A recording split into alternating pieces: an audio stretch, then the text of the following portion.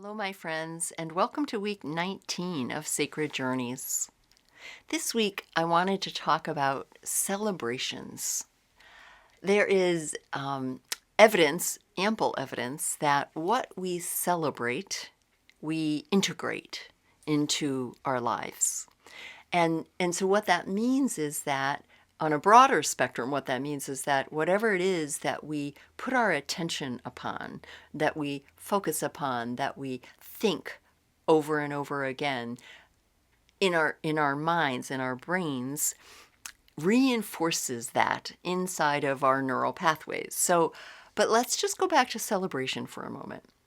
What we celebrate, we integrate. So when particularly we are trying to, or we are working on changing a particular pattern or integrating a new way of responding to things or any kind of change that we are committed to, and I encourage us to think of something small, especially with this particular skill, though it builds and builds. We decide what that change is. Let's just say for a moment that we have decided that we are going to watch less or listen to less news. We are going to move out of our habitual habit of reading the most recent thing on our phone that is news, or listening, turning that on, or listening in a car, and instead we are going to do that once a day at a particular time. So to celebrate what we want to integrate, it would be that when we have that habitual habit to look to our phone and scroll, or walk into the house and turn on television, or get into the car and turn on the news or the podcast, and when we catch ourselves maybe at first even beginning to do it, but either beginning to do it or even doing it and then interrupting it, eventually realizing I might think to do it and I actually don't do it. And then there are times we don't do this at all. Every single one of those phases along the change, it is important, really important, that we celebrate what we noticed, did, or saw that is in line with what the behaviors or thinking that we want is. I have a commitment to listening to less news.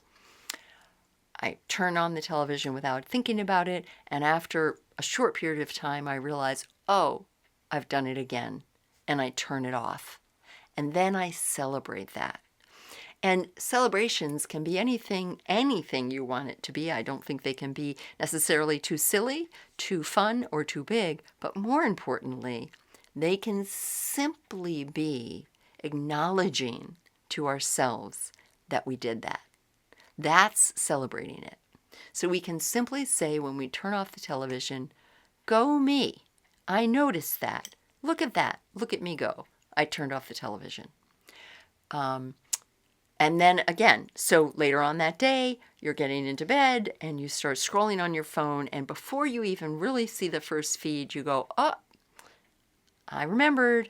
I decided I'm going to be spending more time, whatever it is you're going to do, but I'm not going to be doing that. So you put the phone down and you turn on the music you want to listen to, or you pick up the book and you say, wow, that feels great. Look at that. I didn't look at the reels or whatever on my phone. So it can be that simple. I do encourage you to have people you can share these things with, because it's the more we celebrate, the more powerful it is.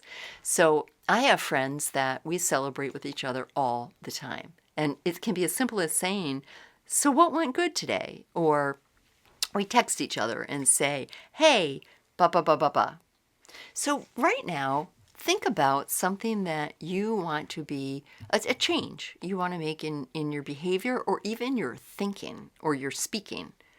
If you notice that you gossip a lot, if you notice that you tend to think very negative thoughts about other people, or I don't know, your work, you tend to say, ugh, and I want to turn that into a different way of responding. Think about that right now and make a decision about something that you want to change in your attitude, your words, your thoughts, your behaviors. And now I want you to make a promise, a commitment to yourself, an intention. It's not about perfection. That when you notice you are doing the new behavior or thought or speaking or not doing what you don't want to be doing anymore, that you will celebrate that you will acknowledge it to yourself, that you'll have a really fun jar you can put beads in, and you'll walk by and you'll put a stone in that every single time that you notice, or you'll text your friend, or whatever you're going to do to celebrate.